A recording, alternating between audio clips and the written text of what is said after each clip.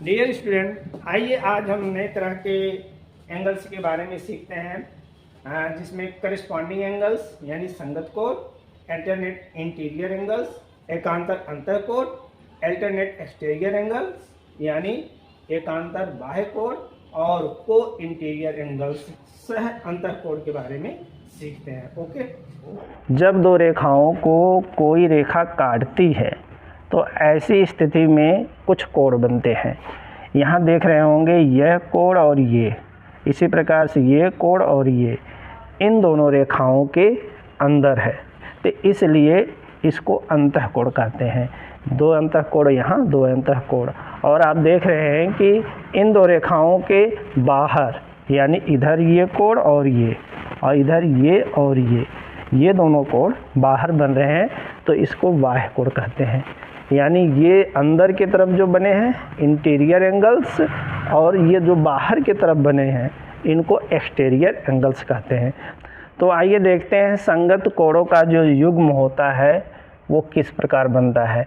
तो ये दो रेखाएं हैं, इस रेखा को एक तिर्यक रेखा काट रही है, तो आप देख रहे होंगे इस तिर्यक रेखा के एक ही तरफ के एक अंदर का कोण और इसके सामने एक बाह्य कोणों का जो युग्म बनता है, ये जो है करिस्पॉन्डिंग एंगल्स या संगत कोण कहलाता है। तो संगत कोण किसे कहते हैं?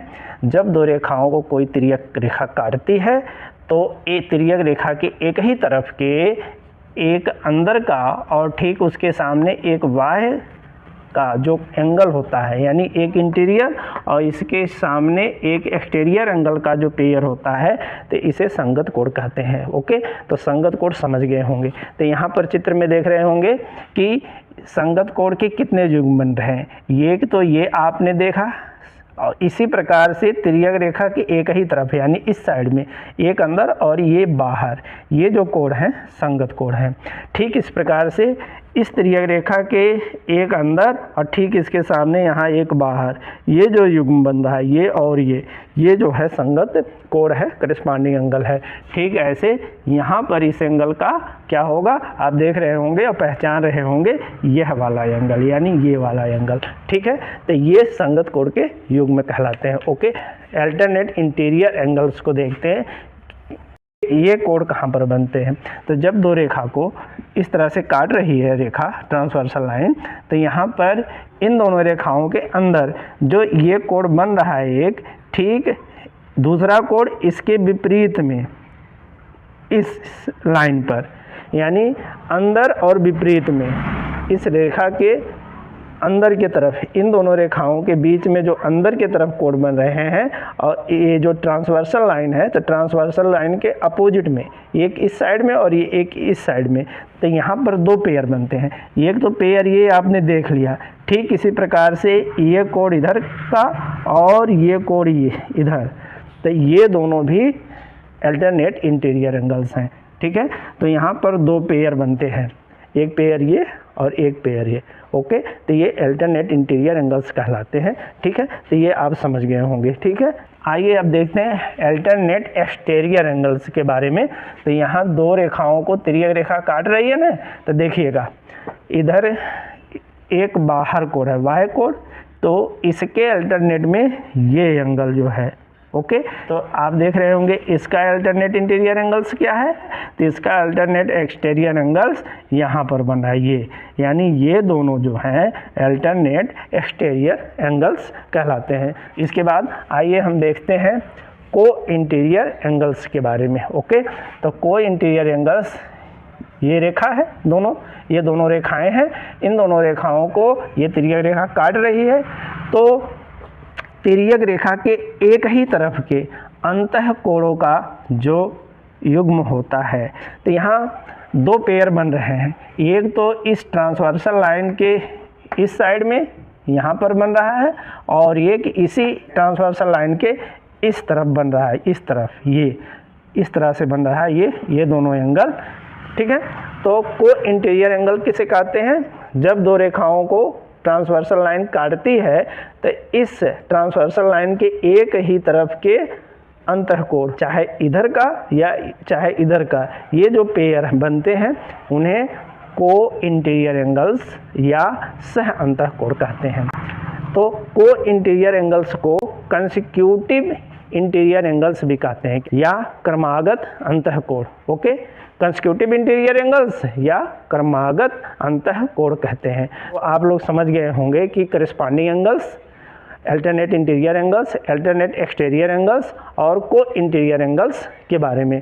जब दो समांतर रेखाओं को यानी दो पैरेलल लाइन को, समांतर रेखा आप समझ रहे होंगे, ऐसी दो रेखाएं जो कभी आपस में ना मिलें वे समांतर रेखाएं या पैरेलल लाइन कहलाती हैं। जब दो समांतर रेखाओं को कोई ट्रांसवर्सल लाइन इस तरह से काटती है तो जो संगत कोणों का यानी करस्पॉन्डिंग एंगल्स का पेयर बनता है ये आपस में इक्वल होते हैं।